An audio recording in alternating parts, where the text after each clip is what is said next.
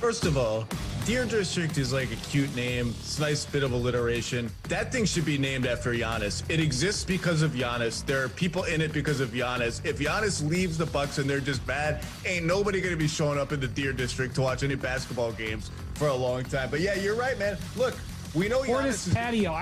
Portis Patio sounds fantastic. Check out the Low Post podcast on the ESPN app or where.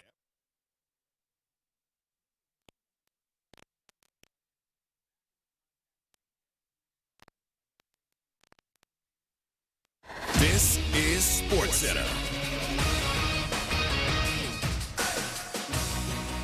Aaron Rodgers reported to Packers training camp today. The future Hall of Fame quarterback and the team have been working on a deal containing concessions Green Bay hopes will convince him to return to Lambeau Field for at least one more season. Among the concessions, the Packers will review the situation after the 2021 season, implying they'll trade him if that's what he still wants. Green Bay will work diligently to convince Rodgers to hang around, believes ESPN NFL front office insider Mike Tannenbaum. I would keep going back to one word. That is legacy. Why do you want to go be a Bronco? Why would you want to go be a Raider, a Saint, wherever? Why don't you finish your career here?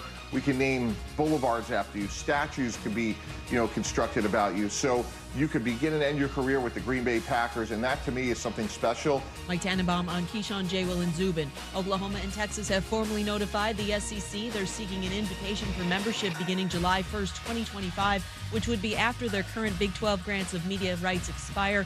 SEC presidents and chancellors are set to meet on Thursday to consider OU and Texas for membership. NHL Alex Ovechkin signing a 5-year, $47 million deal to return to the Capitals, the team that drafted him first overall in 2004, and the Vegas Golden Knights traded goaltender Marc-Andre Fleury to the Blackhawks for a minor league forward.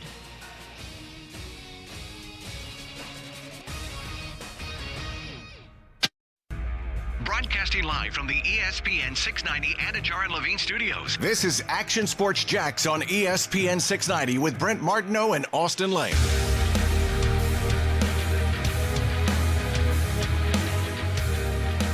Happy Training Camp Eve, everybody. It's the night before Christmas, everyone. Tomorrow we see Trevor Lawrence. We overhype his throwing motion. He has one good play, and we're going to call him the MVP of the league this year. We're going to see Travis Etienne in the slot and maybe freak out just a little bit because he's running back. Might see Tim Tebow catch a touchdown, and all of a sudden we're saying, hey, is he the next Travis Kelce? There'll be some overreaction. There'll be some underreactions, but there will be fun because we are literally hours upon hours away from training camp, and I could not be more excited. Action Sports, Jackson, ESPN 690, Austin Lane, Casey pushing all the right buttons, Brent Martineau on the road in Atlanta for more summer league baseball travel stuff. I mean, that's kind of his MO in the summertime, right before camp starts. I like to think he's covering an SEC angle somewhere. There we go. And you never know. Maybe. You never know. I mean, yeah. we have some SEC ties here on the Jacksonville Jaguars. And that voice, of course, is Action Sports' Jack Stewart Weber, filling in for Brent Martineau, helping me out a little bit. We went to the bullpen. We got somebody good. How you doing, man? I'm doing good, man. Doing good. Just Are you as excited as I am? Yeah, I am excited. The one annoying thing for me is just it's going to be a quick turnaround because I'm in studio till 11:30 tonight. And then we'll probably be doing live shots tomorrow at the stadium at like 7 a.m. So, there's that. Sure. But, that's part of the gig, part of the fun. Listen, one of the biggest stories we've been talking about, and I think it's obvious for fans alike here, is that we feel like Urban Meyer is going to turn up the tempo a little bit. He's going to set this scene. Obviously, you got a very young team right now, and you have a guy who, and in terms of coaching prowess, I mean, I think the guy demands a lot. And I think these first 3 days will be just in helmets.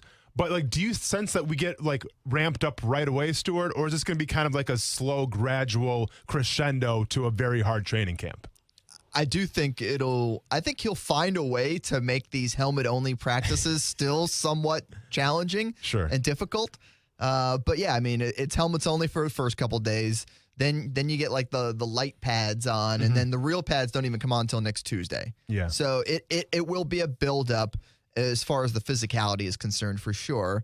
But I think he'll find a way to make it as, difficult as possible. It was funny. I was listening to a podcast from Jaguars.com, and they had DJ Chark on there, and he said, yeah, Coach Meyer's going to kill us here. Yeah. So, like, writing's on the wall. The players are ready for it. They're ready for that harder camp. And, you look back to 2017, that was the hard camp. Yeah. What happened that year?